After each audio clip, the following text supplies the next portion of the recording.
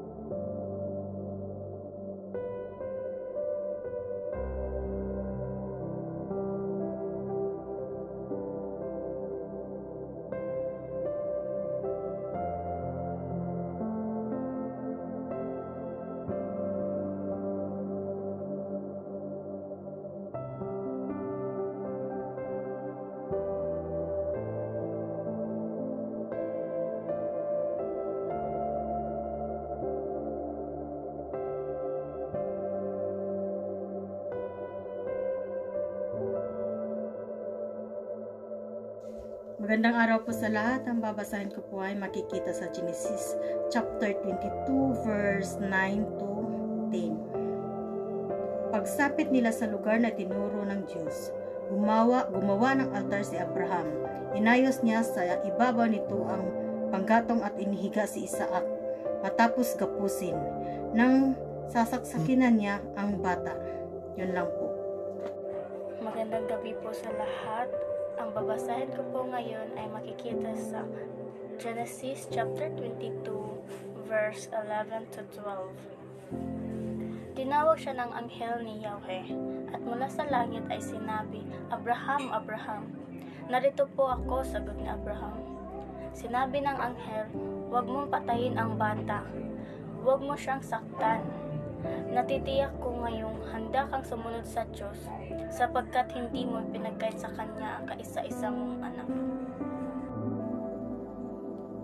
Magandang gabi po sa inyo sa RCCI family. Ako po ay mag-share lang po ako ng Genesis chapter 22 verse 13 to 14. At itiningin ni Abraham ang kanyang mga mata at nagmalas at narito ang isang tupang lalaki sa dakong likuran niya. Nahuli sa dawag sa kanyang mga sungay at pumaroon si Abraham at kinuha ang tupa at siyang inihandog ng handog. Nasunugin na inihalili sa kanyang anak at ipinangalan ni Abraham ang dakong yaon ng Jehovah Jireh, gaya ng kasabihan hanggang sa araw na ito.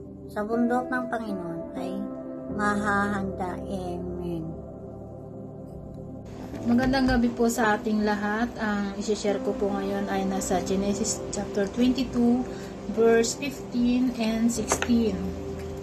Mula sa langit nagsalita muli kay Abraham ang anghel ni Yahweh. 16. Ako'y nangangako sa pamamagitan ng aking pangalan, Yahweh, sapagkat hindi mo ipinagkait sa akin ang kaisa-isa mong anak. Amen. Evening po. Genesis chapter 22 verse 17. Pagpapalain kita, ang lahi mo'y magiging sindami ng bituin sa langit at ng buhangin sa dagat. Sasakupin nila ang mga lunsod at kanilang mga kaaway. Amen. Genesis chapter 22 verse 19. Sa gayon nagbalik si Abraham sa kaniyang mag-aalila at nagsintindig at sama-samang nagsiparoon sa Beerseba at tumaan si Abraham sa Beerseba. Amen. Genesis chapter 22 verse 18. At pagpalain sa inyo bihin ang lahat ng bansa sa lupa, sapagkat sinunod mo ang aking tining. Amen. Sa mapagpalang gabi po sa ating lahat, para po sa ating devotion, ako po ay naatasan na basahin po ang Genesis chapter 22 verse 20 para po sa gabi ito. At sabi po rito, "And now after these things it was told to Abraham, Behold, Milcah also has borne children to your brother Nahor." Amen. Purihin po ang Panginoon sa pagkabasa po ng kanyang salita. Ng pagpapalang gabi po RCCI family, at ako po ay babasa na sa Genesis chapter 22 na po tayo, at ang ating pong babasahin ay sa Genesis chapter 22 verses 21 to 22. Ito yung tungkol sa lahi ni Nahor. Si Nahor na napangasawang kanyang pamangkin na si Milcah na kapatid namang babae. Ito, kapatid ni Lot. Ito, pamangkin nila itong si Milcah na napangasawa ni Nahor na kapatid ni Abraham. Sabi rito sa 21, si Uz ang panganay, sumunod si Buz, Kemuel ang ama ni Aram, 22 Kesed, Haso, Pildas, Jiplak at Betuel. Ito lamang po purihin ng Diyos sa pagkabasa ng kanyang salita. Na dito po sa Genesis chapter 22, konting insight lamang po na dito po makikita natin yung dito inihayag ng Diyos ang 7 aral sa tunay na pananampalataya. Ang tunay na pananampalataya ay ito po meron tayong 7 punto na makikita rito. Number 1 ay nasusubok ang ating pananampalataya upang mapagkatiwalaan. Sa paanong paraan na pagkatiwalaan niya na maraming beses si Abraham, no, nang bago pa ito magkaanak, at itong nagkaanak siya, susubukan na mapagkatiwalaan natin Panginoon si Abraham dahil sa kanyang pag-alay sa kanyang anak na si Isaac, na iyala niya ito bilang handog, no? At dito napatunayan ng ating Diyos na yung pananampalataya ni Abraham sa kanya. Dito sa pangalawa, ang pananampalataya na susubok din sa pagtugon sa pagtawag ng Diyos. Maraming beses na tinawag ng ating Diyos si Abraham at siya ay tumutugon. Patunay lamang na si Abraham ay masunurin po talaga. Nandun yung matinding pananampalataya niya. Yun ang nakikita ng ating Panginoon sa puso ni Abraham. At number 3 dito, makikita natin dito sa chapter 7 yung nagpapasakop sa kanyang kalooban. Nagpapasakop sa ating Panginoon si Abraham. Yun, kung anong iutos ng ating Panginoon sa Diyos. Nagpapasakop siya. Yun, pagtitiwala sa ating Panginoon. Dito rin natin yung nagtitiwala sa kanyang salita. Nababasa natin dito na si Abraham ay gano'n na lamang na nagtitiwala sa ating Panginoon. Alam ni Abraham na mapapagkatiwalaan niya ang mga salita ng ating Panginoon. At yung isa pang makikita natin punto rito, yung sumusunod sa kanya. Sumusunod si Abraham sa lahat anumang ipag-utos ng ating Panginoon. Bagamat siya nagpo-fall, maraming beses siya din nag-fall, no? Pero nandoon pa rin yung kanyang patuloy na pagsunod. Yan naman talagang mahalaga. Yung pong tayo susunod na hindi naman po mawawala talaga yung pagsuway. Subalit mahalaga, humakbang tayo at sumusunod tayo. At number 6, makikita rin natin yung nasasakdal sa pamamagitan ng pangalan ni Kristo. Di po ba maraming beses din si Abraham, no, dahil nga sa kanyang pananampalataya sa ating Panginoon. Sa buhay naman natin ngayon, ganoon din talaga yung mga lingkod ng Diyos. Maraming naghuhusga, no, naghuhusga ko, pasimba-simba pa yan. Ganoon din naman ang ugali, hindi ka mawawala yan. At iyon ay isa sa mga pagpapakita ng pananampalataya sa ating Panginoon. Kahit anong iba to sa iyong pangit na salita, nagtutuloy ka sa ating Panginoon kasi mahalaga yan. Kahit gamustasa lang yung pananampalataya natin. Diyan na susubok natin Panginoon ay may pananampalataya sa Kanya. Kaya huwag po tayong papadala dyan sa mga pumupukol na anumang salita na hindi maganda sa atin. Mahalaga magpatuloy lamang po tayo. At dito, makikita natin, alam na, talaga naman ganun sa talagang ng Panginoon ay nagbibigay ng gantimpala sa mga taong sumusunod sa Kanya. Katulad dito sa buhay ni Abraham at Sarah, di po ba? Sa matagal na panahon, yung kanilang pagsunod ay nagpatunayan ng ating Panginoon. Naroon yung pananampalataya nila sa ating Panginoon. Naggagantimpalaan sila. At ito pa rin ng ating Panginoon yung salita na binitawan sa Kanya na siya ay magiging ama ng maraming nasyon at bibigyan sila ng anak sa edad ng ganito po, no, na may pangalan na ito si Isaac. At natupad yun ang gantimpala sa kanilang pagsunod sa ating Panginoon. Hindi lamang sa gantimpala ng ating Panginoon ay sa lupa, maging ito pa sa langit. Dahil sa ating pagsunod, aasahan natin ang ating Panginoon hanggang sa kalangitan po, no, yung mga sumusunod sa Kanya ay makakauwi sa tahanan doon sa Kingdom of God. Maraming salamat po and God bless you.